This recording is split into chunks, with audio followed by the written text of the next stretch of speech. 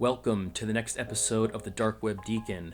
Before we begin, be sure to smash that subscribe button, click the bell to turn on notifications. New videos are published every Monday and Thursday, and as always, be sure to like and provide comments.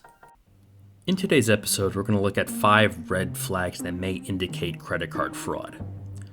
Credit card fraud is still currently the most pervasive form of identity theft, with roughly 270,000 reports cited, according to a January 2020 FTC report.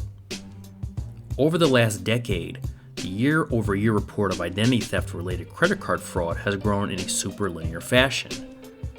In 2018, $24 billion was lost due to payment credit card fraud worldwide, according to credit card fraud statistics. In addition, according to the Accent study of American credit card habits, 35% of consumers have been victims of credit card fraud, and it's more likely to happen the older you get, but no generation is immune to its impact. Having an easy-to-crack password is one way fraudsters can access your credit card account, but there are a myriad of other ways that are really outside of your control, such as data breaches or credit card skimmers in public places. So one way to help stop credit card hackers, or at least minimize the damage, is to know some of the red flags that your credit card has been hacked in the first place.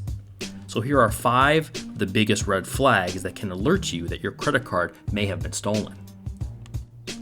The first red flag is you notice small charges on your account. The moment a data thief gets access to a stolen card, they will make small charges that won't trigger any red flags. That could include such things as a few dollar charges at a convenience store or a gas station. If the credit card works, the thief will move to incrementally larger charges as quickly as possible. The second red flag is you find unfamiliar company names on your credit card statement. When you make a payment on your credit card, the name of the business's parent company will appear on the credit card statement, which can sometimes be confusing depending on the company.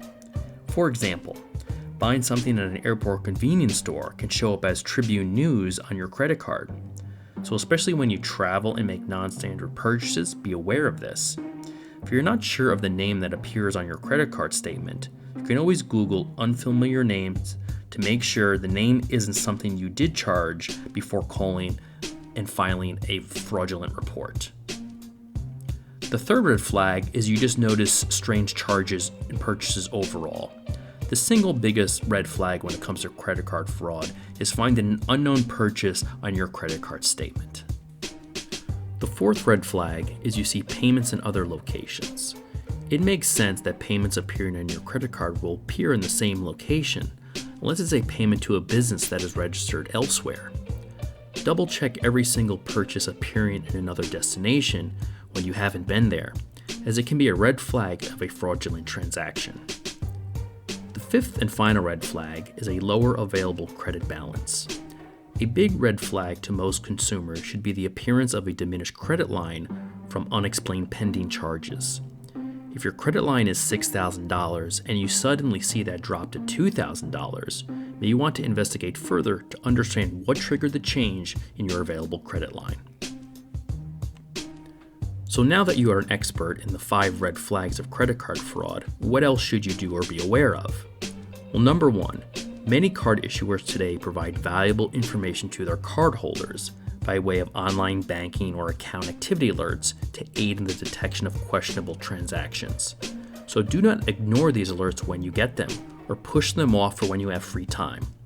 Fraudsters act fast. Once they know they have a valid credit card, they can exploit. Number 2, credit card fraud notification engines have become very smart over time to proactively alert you. However, they are not perfect.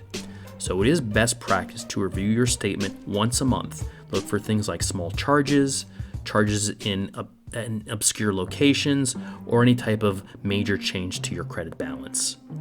And finally, you can always dispute charges by calling your credit card's call center. Other credit cards also allow you to dispute charges in a matter of minutes online right in your statement. So use both of these features in case you find something on your statement or you receive an alert that doesn't quite make sense. Thanks for watching, and as always, please like, subscribe, and provide comments, and turn on notifications by clicking the bell in order to check out future videos published twice a week.